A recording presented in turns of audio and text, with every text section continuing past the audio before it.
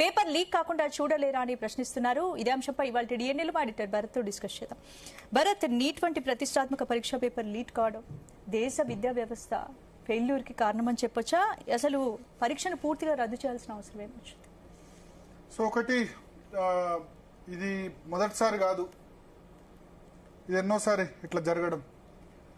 Especially NEET. ఇప్పుడు supreme court medical entrance కు నీటే ప్రామాణికమని తీర్పిచ్చిన తర్వాత దేశవ్యాప్తంగా నీట్ పరీక్ష జరుగుతోంది. జరిగినప్పుడు 2024లో కూడా లీక్ అయింది కదా, 2024లో కూడా ఇదే విధంగా జరిగింది. అప్పుడు సరే, అప్పుడు ఆ జరిగిన తర్వాత ప్రికాషన్ కోసం ప్రత్యేకంగా ఒక ఏజెన్సీ పెట్టారు, NTA, నేషనల్ టెస్టింగ్ ఏజెన్సీ అని చెప్పి. ఇక నుంచి ఈ బాధ్యత నేషనల్ టెస్టింగ్ ఏజెన్సీ చూసుకుంటుందని చెప్పారు. సో ఇప్పుడు నేషనల్ టెస్టింగ్ ఏజెన్సీ చూసుకున్న తర్వాత కూడా ఈ విధంగా లీక్ కావడం అనేది చాలా దారుణం. ఎందుకంటే 22.79 లక్షల మంది అప్లై చేసుకున్నారు స్పందన, 96% హాజరయ్యారు. అంటే 22 లక్షల మంది భవితవ్యానికి సంబంధించిన కేసు. ఇదే ఒక రాష్ట్రానికి సంబంధించి కాదు, దేశంలో ఉన్న అన్ని రాష్ట్రాల మెడిసిన్ చేయాలనుకునే, డాక్టర్ చదవాలనుకునే స్టూడెంట్స్ అందరూ కూడా దీనికి అపీర్ అయ్యారు. 22 లక్షల మంది మే 3వ తేదీ ఎగ్జామ్ అయిపోయిందని, ఇంకా ఇప్పుడు మే 12 కదా, రిజల్ట్స్ కోసం వెయిట్ చేస్తుండగా పిడుగు లాంటి వార్త పడింది. మంచిగా రాసిన వాళ్ళ పరిస్థితి ఒకసారి ఆలోచించండి. ఎంత ట్రామాలో స్టూడెంట్స్ ఉంటారు, తల్లిదండ్రులు ఉంటారు.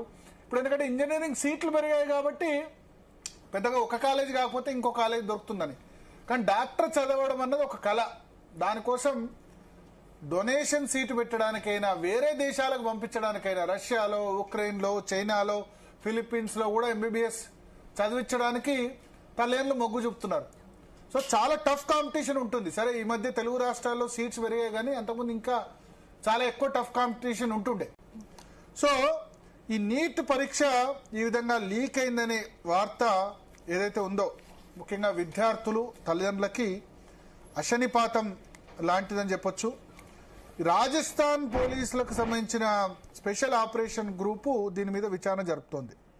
ఒకటి ఏంటంటే గెస్ పేపర్ అట, గెస్ పేపర్ అని చెప్పి కోచింగ్ సెంటర్లు ఈ రాజస్థాన్లో మనకేంటంటే, ఇప్పుడు హైదరాబాద్ ఒక హబ్, నారాయణ, శ్రీ చైతన్య, ఫిజిక్స్ వాళ్ళ, ఇట్లా చాలా ఉన్నాయి కదా. రాజస్థాన్లో కోటా కూడా ఒక కేంద్రం. కోటాలో ఎడ్యుకేషన్ హబ్. అక్కడ నార్త్ ఇండియాలో చాలా మంది విద్యార్థులు వచ్చి కోటాలో చదువుకుంటారు క్యాంపస్లో.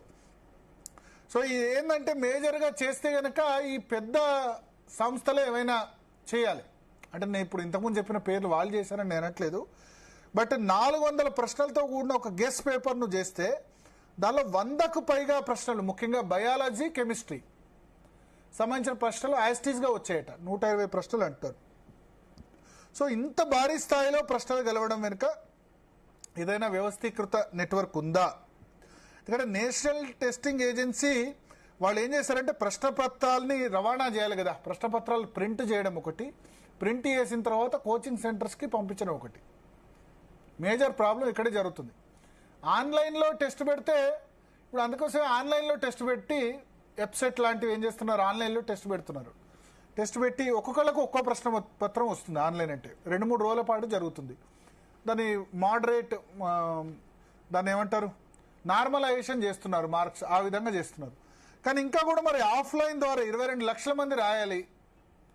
సో దీన్ని ఆఫ్లైన్ ద్వారా కండక్ట్ చేస్తున్నారు. ప్రాబ్లం ఏంటంటే, ప్రశ్నపత్రాలు ఇంత పెద్ద ఎత్తున 22 లక్షల మంది ప్రశ్నపత్రాలు చేసినప్పుడు ప్రింటింగ్ ప్రెస్లో లీక్ కావచ్చు, ట్రాన్స్పోర్టేషన్ చేసినప్పుడు లీక్ కావచ్చు. లీక్ వెనుక పెద్ద నెట్వర్క్ ఉందా, కేవలం చిన్న స్థాయి వ్యక్తులు అనుకుంటున్నారు? నెట్వర్క్ ఉంటుంది. నెట్వర్క్ ఉండకపోతే ఎట్లా? నెట్వర్క్ లేనిది, ఏ ప్రయోజనం లేనిది లీక్ ఎట్లా జరుగుతుంది? మెడిసిన్లో సీటు కావాలనుకునే వాళ్ళు దీనికోసం ఇంత దారుణాన్ని కొడిగట్టడం అన్నది, ఎందుకంటే ఒకళ్ళు ఇద్దరు కూడా కాదు, లక్షల మంది విద్యార్థులకు సంబంధించిన ఇష్యూ ఇది. పేరెంట్స్, స్టూడెంట్స్ ఏ విధమైన బాధ అనుభవిస్తున్నారో మనం. కానీ భారత్ పరీక్షా వ్యవస్థలో టెక్నాలజీ వాడుతున్నాం అని చెప్తున్నారు, మరి లీక్ ఎలా అవుతుంది? అదే ఇప్పుడు వీళ్ళు చెప్పేది ఏంటంటే, GPS ట్రాకింగ్ ఉన్న వాహనాల్ని వాడాము ప్రశ్నపత్రాల రవాణా.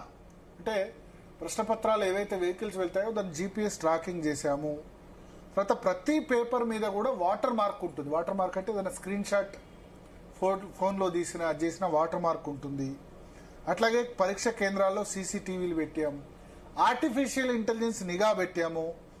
తర్వాత ఇప్పుడు ఏం చేస్తున్నారంటే చాలా మంది బ్లూటూత్ ఎగ్జామినేషన్ సెంటర్లో తెలియకుండా తెచ్చి ఆ ప్రశ్నలకు ఆన్సర్లు అడిగి చేస్తున్నారు. అందుకని 5G నెట్వర్క్ జామర్స్ పెట్టారు ఎగ్జామినేషన్ సెంటర్స్ అన్నిట్లో.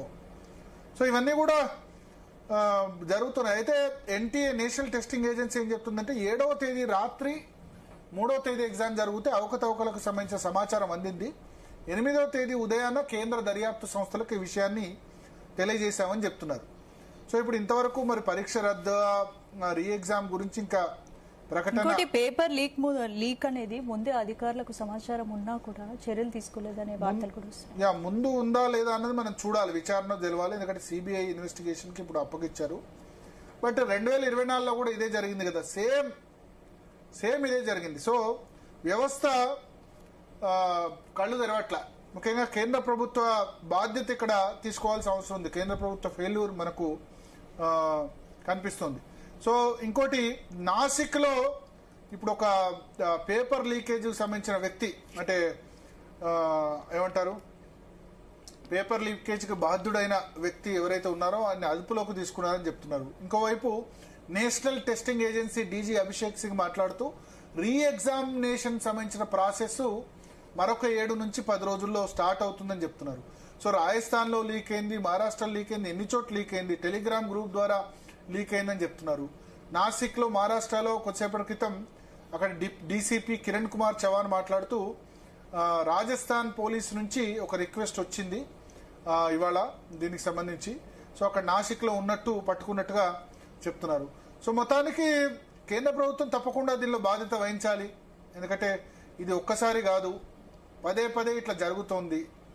ఎట్లా దీనికోసం ప్రత్యేకంగా ఒక ఏజెన్సీ పెట్టారు, నేషనల్ టెస్టింగ్ ఏజెన్సీ అని ఒక కొత్త సంస్థను కేంద్ర ప్రభుత్వం ఏర్పాటు చేసిన తర్వాత కూడా ఇట్లా జరుగుతుందంటే ఇప్పుడు ఎన్టీఏ భద్రతా వ్యవస్థ కూడా పూర్తిగా ఫెయిల్ అయిందని చెప్పొచ్చు. ఎస్, అంటే ఎన్టీఏ తీసుకున్న జాగ్రత్తలు కూడా పనిచేయలేదు. మన దగ్గర కూడా ఇదివరకు ఎంసెట్ లీకేజ్ జరిగితే బీఆర్ఎస్ హయాంలో ఏ విధంగా గొడవలు జరిగాయో చూసాం. ఇంకా అంటే మనం ఇంత ఆధునిక టెక్నాలజీ ఉన్న తర్వాత కూడా ఇంకా కూడా మనం ఈ లీకేజీలు వీటి వల్ల సఫర్ కావాల్సిందేనా ఒకసారి మనం ఆలోచించాలి. సో ఇంత పెద్ద ఎత్తున టెక్నాలజీ వచ్చిన తర్వాత కూడా ఇంకా లీకేజ్ అవుతుందంటే హూ ఈజ్ ది రెస్పాన్సిబుల్? ఎవరో డబ్బుల కోసం, అసలు ఈ డబ్బుల కోసం ఆశపడి లీకేజీల కోసం డబ్బులు ఇచ్చే తల్లిదండ్రులు కూడా ఒకసారి ఆలోచించాలి. ఎందుకంటే దీనివల్ల 22 లక్షల మంది ఎఫెక్ట్ అవుతున్నారంటే వాళ్ళు ఆలోచించండి. మళ్ళీ ఇప్పుడు ఎగ్జామ్ రాయాలి, మళ్ళీ ఎగ్జామినేషన్. ఇప్పుడు ఏం చెప్తుంది నేషనల్ టెస్టింగ్ ఏజెన్సీ? ఫీజు వాపస్ ఇస్తామని చెప్తుంది, 1700 రూపాయలు